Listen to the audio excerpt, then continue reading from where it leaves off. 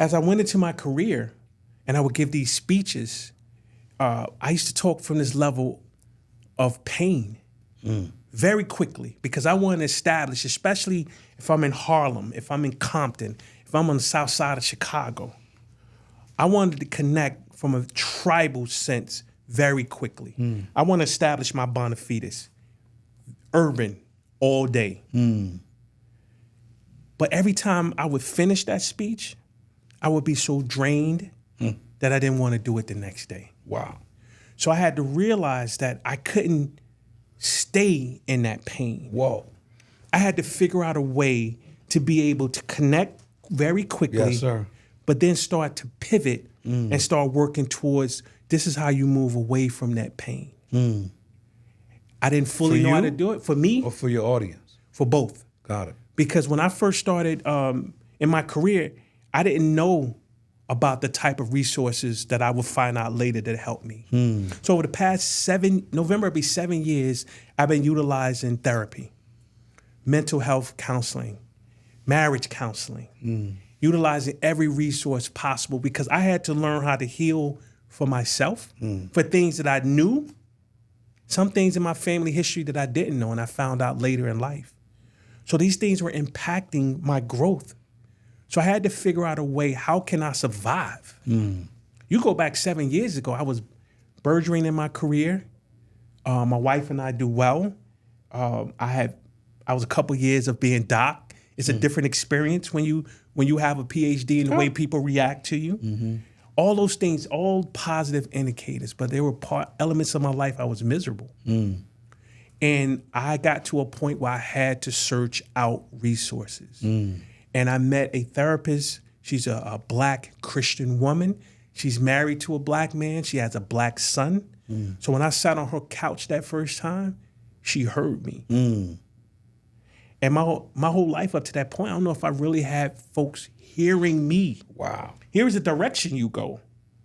So I know that, but I mean hearing me and what I thought about things in that way. So I am a proponent of, in the Black community, making sure that we are utilizing the resources that are available because it's a stigma attached to it. Think about this. 15 months old, you can almost say I was born into violence. This is no disrespect to Sadie, because my mom is a warrior. She raised 3 soldiers. Yet, imagine if we would have been able to get mental health counseling at that young age. Because my oldest brother, who's 9 years old, experienced this. And he experienced it through the lens of, I can speak from a urban Black experience, although we're not a monolith. But it's an experience, actually it goes across all cultures. When the man in the house dies, the next oldest male in the house is now the man of the house. Yes, sir. You could be 5. So at 9 years old, not only did my oldest brother take on that responsibility, he took it serious. So the question is, at what point, and he had dealt with a horrific experience already by that age. So at what point does he get a reprieve? At what point is he able to relax? And I would argue that with him being 59 years old, that he still hasn't had that chance yet. So that's the key to helping me, because I did a program, it was called Grief Recovery. So I actually went through this process over 8 weeks and came to these 4 or 5 points of grief for me. There are different points for different people? Yeah. Got it. Based on your life. Your experience. Got it. Yeah. And 1 or 2 of those was something I never even had on my radar. It's crazy. So, and the unfortunate part, when you think about the 70s and this moment happening for the Yates family, was that the resources for poor families weren't there for mental health. And then the stigma attached to it. So you fast forward 50 years later, you still have those same issues for poor people, access to resources and the stigma that's attached to it. So I'm very happy to say that it's two things I think I've been able to do for the Yates family and those around me. One is education is the path towards success, and they can see it in real time.